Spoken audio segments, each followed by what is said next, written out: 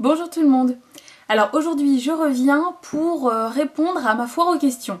Alors si vous avez suivi un peu mes péripéties sur Facebook, il se trouve que j'ai reçu beaucoup de questions, ce qui est très bien, ce qui est merveilleux. En plus franchement c'était des questions super intéressantes, enfin voilà, je m'attendais pas à ce qu'il y ait autant de questions variées sur plein de thèmes, enfin voilà, donc je suis vraiment super contente.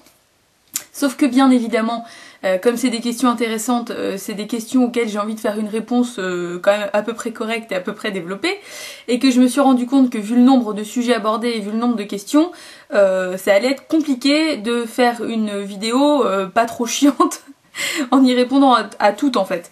Donc du coup j'ai décidé de morceler ça en 4 grandes parties on va dire. Donc il y a une partie autour de YouTube, une partie autour de la beauté en général, une partie sur mes goûts et mon look, et une dernière et quatrième partie sur des questions plus personnelles. Enfin c'est toutes plus ou moins des questions personnelles, mais disons des questions qui tournent vraiment uniquement autour de moi. Donc du coup j'espère que ça vous plaira que je fasse comme ça parce que ça me semblait vraiment beaucoup plus simple. Sinon ce serait retrouvé avec une vidéo qui dure 2 heures, enfin voilà, c'était vraiment pas l'intérêt.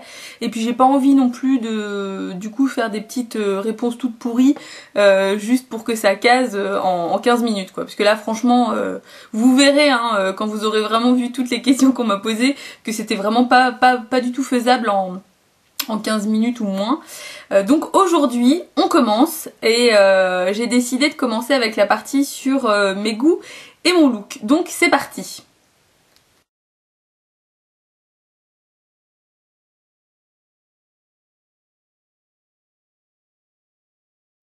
Alors la première question, je les ai sous les yeux, hein, c'est pour ça. Donc j'ai essayé de les ordonner à peu près. Il y a certaines aussi qu'on m'a posées qui ressemblent un petit peu à d'autres questions, donc j'ai tout mélangé. Normalement, voilà, vous devriez être à peu près satisfait. Si vous reconnaissez pas votre question mot à mot, vous devriez quand même trouver la réponse. Donc la première question était, il me semble que tu joues de la basse, tu en joues depuis longtemps. As-tu appris toute seule? Alors effectivement, je joue de la basse. Je ne joue pas depuis très longtemps. En fait, ça fait maintenant à peu près 1 an et demi que je m'y suis mis. Sachant que la basse et moi ça a toujours été un peu une histoire d'amour impossible parce que ça fait très longtemps que je voulais m'y mettre, puis on m'a toujours dit ouais mais tu verras la basse c'est chiant si t'as pas de groupe, ça sert à rien, ce qui est pas complètement faux mais pas complètement vrai non plus, et puis dans l'absolu c'est à peu près vrai pour tous les instruments, rapidement si tu joues avec personne c'est pas très drôle. Donc du coup je m'étais plus ou moins interdit cette joie. Et puis il se trouve que sur un... Enfin, c'est parti plus ou moins sur un pari avec des amis, on a décidé de monter un groupe. Alors j'ai appris toute seule oui et non parce que en fait mon chéri est bassiste aussi, ce qui fait que j'avais une basse à la maison, j'avais un ampli à la maison, donc c'était beaucoup plus facile, et il a quand même pu aussi m'apprendre un petit peu, me montrer 2-3 trucs, et puis bon après j'ai pas un niveau de dingue hein, donc de toute façon voilà j'apprends petit à petit, puis c'est surtout le plaisir de jouer, et voilà, et puis effectivement commencer directement dans un groupe ça motive, ça donne envie, et puis voilà, il n'y a pas d'âge en plus limite, hein. C'est vrai que moi je me dis voilà, je commence la basse maintenant, je suis vieille, je suis plus comme les petits enfants qui apprennent super vite et tout, puis bon bah en fait non faut pas s'arrêter à ça, et si vous avez envie de commencer un instrument, allez-y, hein. Mon père s'est mis au violon il y a 5 ans, donc il n'y a pas de limite. Après faut pas s'attendre non plus à avoir un niveau de dingue en 1 an, mais voilà. Donc effectivement je suis bassiste, si on peut dire, et non je ne joue pas depuis très longtemps, et non j'ai pas vraiment pris de cours professionnels on va dire.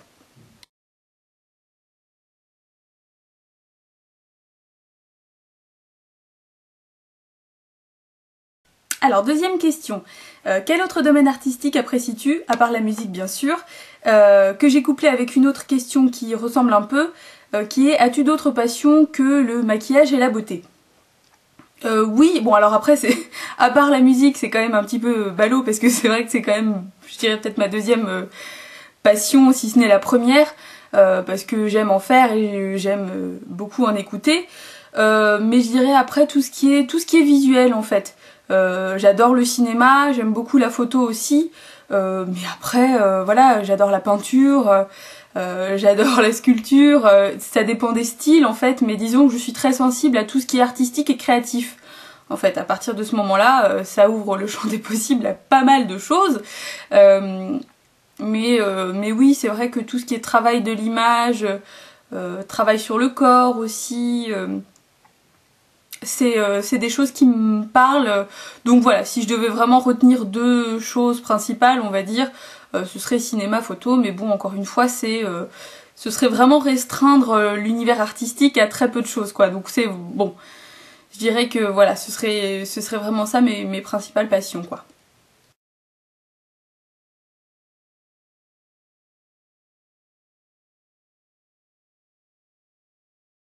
Alors, troisième question. Étant une grande cinéphile, si tu devais choisir un réalisateur, ce serait lequel et pourquoi? Alors, j'ai pas trop compris si la personne qui posait la question considérait que moi j'étais une grande cinéphile ou si c'était d'elle qu'elle parlait. Parce que bon, moi je me définirais peut-être pas en tant que grande cinéphile. Après, voilà, j'aime beaucoup le cinéma, mais je sais pas si je suis vraiment cinéphile. Choisir des réalisateurs, c'est franchement une question quasiment aussi difficile que de choisir genre un groupe ou une chanson, enfin qu'on aime particulièrement. Ça dépend, ça dépend du message derrière. J'aimerais bien parler d'Ed Wood parce que pas que ses films me parlent énormément, parce que je vous resitue, hein, c'est normalement, enfin c'est le réalisateur, le pire réalisateur de tous les temps. Donc en gros, il faisait des films avec 3 fois rien, voilà, très peu de budget, mais beaucoup d'idées. Et moi c'est ça que j'aime beaucoup, et c'est ce que je trouve dommage dans pas mal de films de nos jours, c'est qu'on perd beaucoup le côté créatif, on perd beaucoup le côté finalement enfantin du cinéma, c'est de raconter des histoires, et je trouve que Ed Wood, ce qui est très touchant dans sa démarche artistique, hein, pas forcément dans ses films, mais dans sa démarche, c'était qu'il était vraiment super passionné. C'est-à-dire que le cinéma c'était sa vie, il se voyait vraiment pas faire autre chose. On le sent, et au final, bon bah il a galéré, il a jamais réussi à avoir des gros budgets et à avoir les moyens de toutes ses idées, mais il l'a quand même fait. Donc c'est ce que je trouve admirable et respectable en fait. Donc voilà, c'est pas le réalisateur que je préfère, hein, honnêtement, mais je trouve que sa démarche est vraiment, vraiment chouette pour ça. Après ça dépend aussi beaucoup des styles de films et de cinéma dont on parle, parce que par exemple dans la catégorie de films d'horreur, on va dire, moi j'adore John Carpenter, parce que pour moi c'est un génie, enfin il arrive vraiment à faire des ambiances, et donc si jamais vous connaissez pas tellement John Carpenter, je vous conseille de découvrir, parce que bon, après ça m'étonnerait quand même que vous ne connaissiez pas, mais au moins entendu parler. Je vous conseille par exemple The Fog, qui est génial, The Thing aussi, qui est super, Le Prince des Ténèbres, enfin voilà, il y en a plein. D'ailleurs dans Le Prince des Ténèbres, il y a Alice Cooper qui joue dedans, il fait une petite apparition. Donc voilà, c'est marrant pour ça, mais bon, en tout cas, voilà, dans ce domaine-là, c'est, ouais, je pense, le réalisateur que je préfère. Mais de façon générale, je pense que le réalisateur qui me touche le plus, et dans quasiment tous les films que j'ai vus de lui, c'est assez frappant, c'est Wes Anderson. Vous le connaissez peut-être pour des films comme La Famille Tannenbaum ou Fantastic Mr. Fox aussi notamment. Après, il est quand même de plus en plus connu, je pense pareil La Vie aquatique, qui est très connu. C'est un petit peu ouais, un petit peu dans le même style qu'Ed Wood, enfin mais il a quand même beaucoup plus de talent et beaucoup plus de moyens. C'est que c'est très créatif en fait, et il y a un côté très enfantin, parce que il réalise des animations qui sont parfois faites un petit peu en carton, enfin on le voit notamment dans La Vie aquatique. Il y a des petites maquettes, il y a des petites choses comme ça, et on sent qu'il a voilà, un esprit qui part dans tous les sens, mais malgré tout une identité visuelle et une identité artistique qui est super reconnaissable. Et moi je suis assez admirative de ça, parce que je sais que Wes Anderson il peut faire tout ce qu'il veut, on reconnaîtra systématiquement ce qu'il fait, et c'est pas pour de faux quoi. Il se force pas en fait. Contrairement à certains réalisateurs qui je trouve se forcent un peu, voilà, notamment Tim Burton par exemple, que moi pourtant j'aime beaucoup, hein, mais je trouve que il devient une caricature de lui-même en fait. Enfin, ses films deviennent des caricatures de films de Tim Burton, et je trouve ça super chiant parce que ça n'apporte rien. alors que Wes Anderson lui se renouvelle quand même à chacun de ses films. D'ailleurs il y a son nouveau film qui vient de sortir là, donc voilà, moi je pense que j'irai le voir, même si je vais assez peu au cinéma dans les salles, parce que je trouve que c'est extrêmement cher, mais bon, voilà, c'est comme ça. Mais donc voilà, Wes Anderson, je vous conseille, je vous conseillerais un peu tous ses films, hein, mais si vous voulez avoir un panel un petit peu large de ce qu'il a fait, je vous conseille à la limite La vie aquatique et Fantastic Mr. Fox, qui est un film d'animation. Voilà, et La vie aquatique qui est avec des vrais acteurs. Donc voilà, c'est un réalisateur que j'aime beaucoup. Bon, encore une fois, après, y en a plein d'autres, hein, mais bon, je vais pas non plus vous raconter l'intégralité des films que j'aime dans cette vidéo.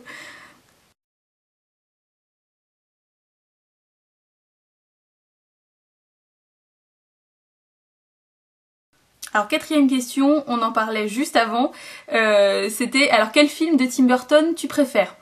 Bon alors du coup voilà, j'en ai un peu parlé juste avant, c'est vrai que Tim Burton moi j'adore, mais récemment je trouve qu'il a un petit peu perdu... il a perdu le truc quoi. Je sais pas comment ça se fait, je trouve ça très dommage, mais on retrouve pas... on retrouve pas le même univers, enfin voilà, on retrouve l'identité visuelle, mais je trouve qu'il y a beaucoup moins d'âme derrière. Mais donc, en tout cas, pour revenir à la question initiale, moi, le film de Tim Burton que je préfère, c'est Édouard aux mains d'argent. Je pense que vraiment, c'est un film... moi, je l'ai vu quand j'étais toute petite, enfin toute petite.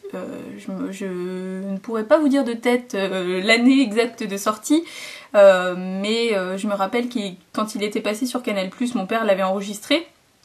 Et donc il regardait systématiquement les films qu'il enregistrait avant pour moi, pour être sûr que tout était pas trop violent ou quoi que ce soit pour moi. Donc ce film-là avait passé la sélection de mon père. Et c'est vrai que j'ai toujours été très touchée. Je trouve que c'est un film qui est bon en fait finalement à montrer aux enfants, puisque justement c'est assez stéréotypé, mais le fait que forcément les gens qui sont gentils et bons au fond d'eux sont pas forcément ceux qui sont tout colorés et qui ont l'air mielleux d'apparence. Bon, ça c'est pour le côté un peu caricatural du film, mais je trouve qu'il y a beaucoup de messages derrière et que c'est un film qu'on peut voir à tous les âges et on y verra une signification et une résonance différente à chaque étape de sa vie. Enfin, en tout cas, c'est ce qui se passe pour moi. C'est que je sais que je l'ai vu, je sais pas exactement combien de fois je l'ai vu, mais à chaque fois, il a une signification différente derrière et une résonance différente pour moi. Donc je pense que c'est en ça qu'on peut aussi voir qu'un film est bon. Après, il y en a beaucoup d'autres qui m'ont beaucoup plu, mais je trouve que c'est probablement le film de Tim Burton où on voit le plus justement son esprit créatif, ses influences aussi, où on voit beaucoup effectivement le message qu'il a envie de délivrer. Bon voilà, après voilà, il y en a beaucoup. Moi je vous conseille quand même malgré tout de découvrir un peu mieux Tim Burton. À ce propos-là, si vous me suivez sur Facebook, vous avez sans doute vu déjà, j'en ai déjà parlé, mais je suis allée voir du coup l'exposition de Tim Burton à la Cinémathèque de Paris, et c'est une exposition à voir pour les personnes qui s'y intéressent un peu, même peu, hein, je pense que c'est vraiment intéressant de voir tout son univers, à la fois ses dessins, ses poèmes, enfin voilà, on découvre vraiment un Tim Burton beaucoup plus intéressant que les aperçus qu'on peut avoir ces dernières années, puisque bon, voilà, il a un petit peu... je sais pas s'il s'est perdu, hein, j'en sais rien, mais en tout cas ce qu'il a décidé de faire maintenant, moi, me plaît beaucoup moins. Mais ça reste quelqu'un de dingue, quoi. Il a quelque chose dans le cerveau qui est vraiment passionnant, et j'espère qu'il se ressaisira, et j'espère que bientôt il sortira un film qui sera à la hauteur de Édouard aux mains d'argent, par exemple. Parce que j'ai pas l'impression que Dark Shadows soit vraiment à la hauteur. Enfin je sais pas, je l'ai pas encore vu, je ne dirai pas, mais bon c'est vrai que voilà, les échos que j'en ai pour le moment sont super mitigés. Donc, je suis un peu déçue pour ça, j'attends de me faire mon propre avis, mais bon voilà, donc Édouard aux mains d'argent, meilleur film de Tim Burton et meilleur film du monde de la Terre entière.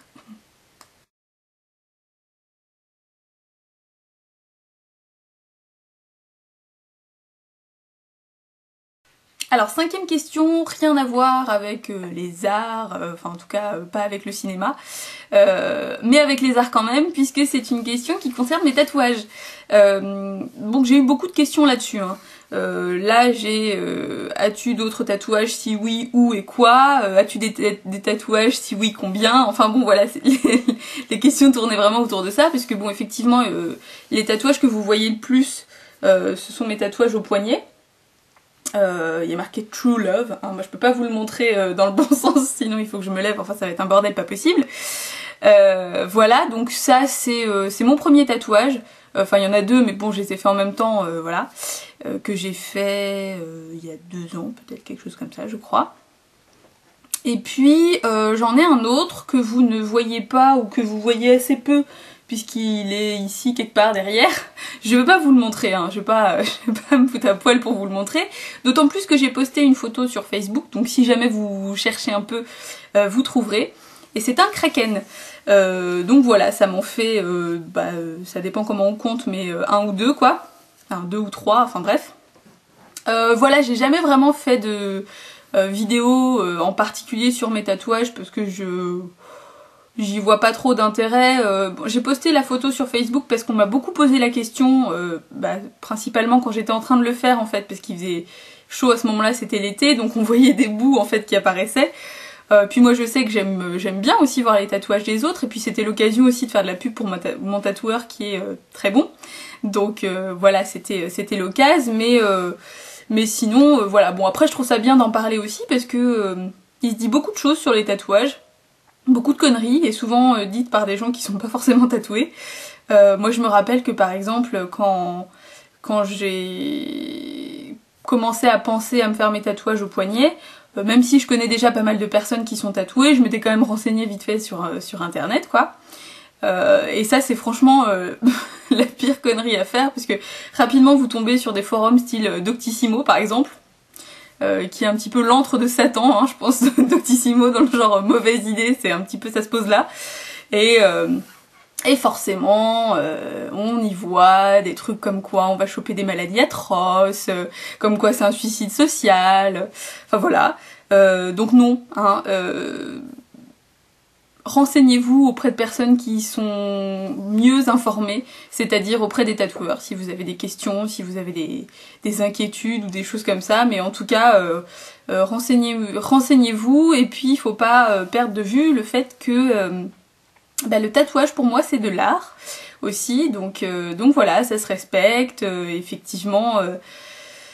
il faut le faire en connaissance de cause, hein, sur le fait que si c'est des tatouages qui sont un peu voyants, les gens vont forcément vous donner leur avis dessus, que vous le vouliez ou non. Quand on se fait tatouer, il faut le savoir aussi, hein, on peut pas se faire tatouer quelque chose d'assez voyant et puis se plaindre après que les gens n'ont pas les réactions qu'on attend dessus, parce que bon c'est comme ça. Et puis en même temps c'est pas grave, hein, vous le faites pas pour les autres, vous le faites pour vous, donc voilà, mais bon... Voilà un peu concernant le tatouage, mon petit avis, je vais pas développer plus que ça. Mais donc en tout cas, j'en ai 3 quoi, en gros, les poignets et l'omoplate gauche.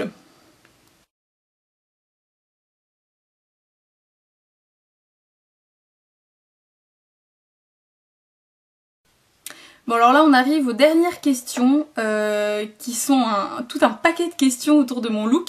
Alors ça j'ai l'impression que c'est quelque chose qui vous préoccupe un peu. Bon j'ai essayé de les différencier plus ou moins, mais c'est vrai qu'elles tournent tout autour du même thème. On me demande quel look j'avais à 15 ans par exemple, on me demande ce qui m'a inspiré ce style, comment mes proches réagissent à ce style. Il y a cet univers un peu décalé. Comment s'appelle mon look? Alors ça c'est peut-être la question qui m'a le plus surprise. Depuis combien de temps j'ai ce look? Et est-ce que finalement... est-ce que j'ai déjà eu un look plus classique? Est-ce que je me suis longtemps cherchée? Par quel look je suis passée? Donc j'ai trouvé ça assez marrant. Alors déjà je sais pas comment on appelle mon look. J'en sais rien. Parce que voilà, il est fait de pas mal d'inspiration. Alors c'est vrai que parfois ça peut être très pin-up, parfois c'est plus... vulgairement on va dire que c'est un peu plus rock'n'roll, parfois c'est beaucoup plus simple, j'adore le traditionnel jean basket, voilà. Je suis pas de ce genre de filles qui passent leur temps en jupe à folâtrer sur des talons de 12 cm. Non. J'ai quand même... Enfin, j'ai pas un travail en plus qui me permet de mettre des talons et des choses comme ça. J'ai besoin de pratique.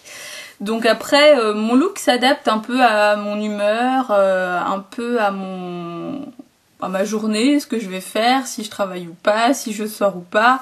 Je le définis pas parce que j'ai du mal en fait à...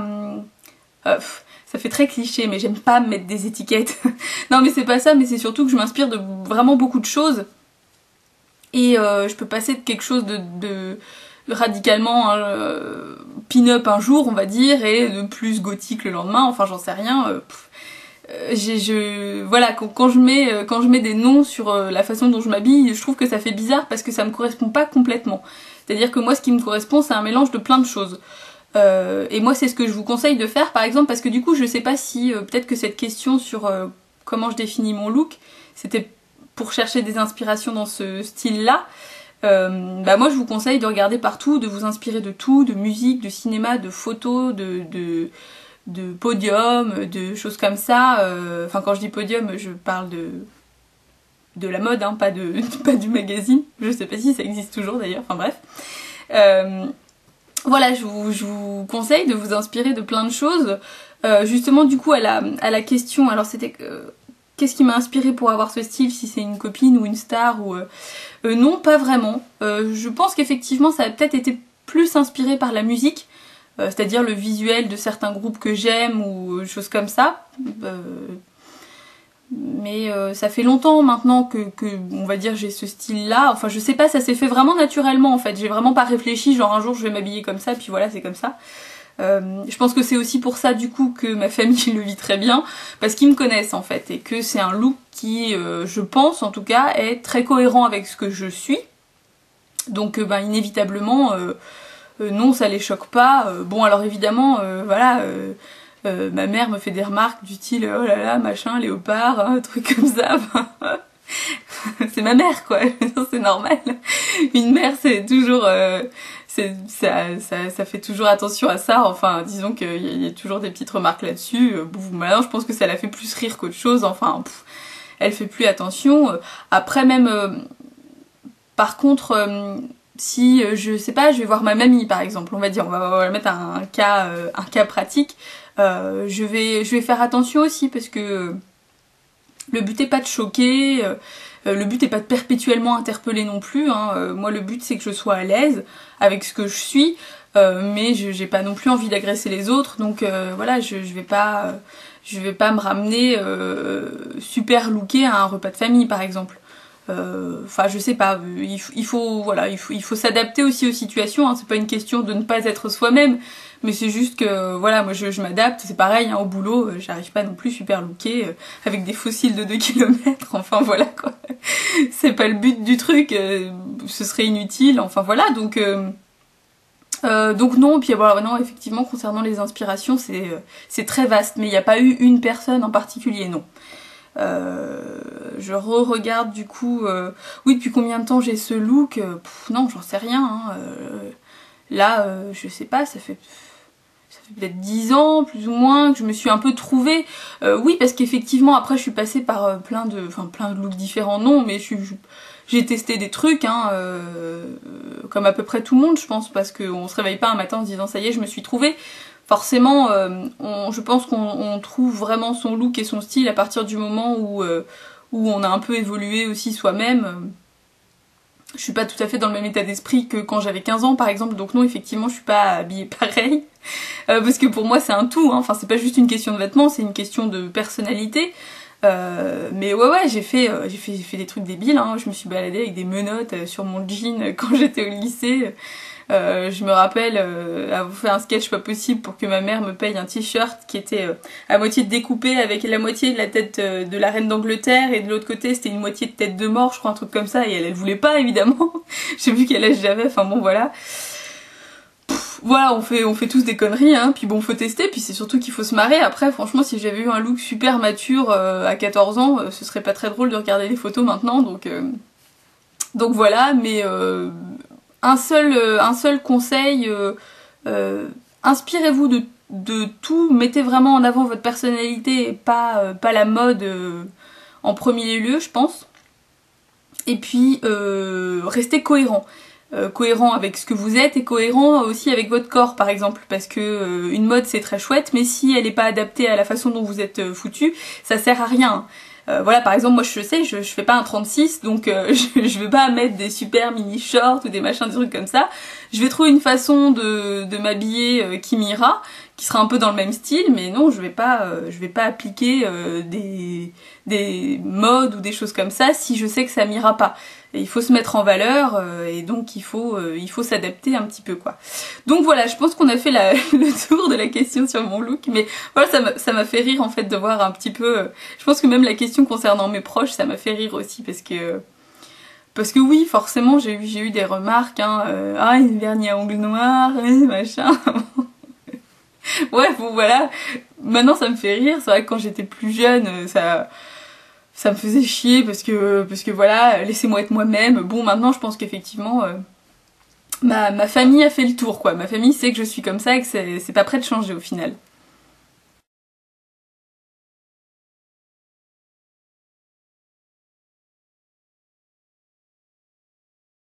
Donc voilà, c'est fini pour cette première partie concernant mon look et mes goûts de réponse à la foire aux questions. Je reste pas bablatée plus longtemps parce que j'ai plus trop de batterie je crois, et puis qu'en plus je pense que j'en ai déjà beaucoup dit. J'espère que ces réponses vous auront plu, et puis bah, je vous dis à bientôt pour les autres réponses. Salut!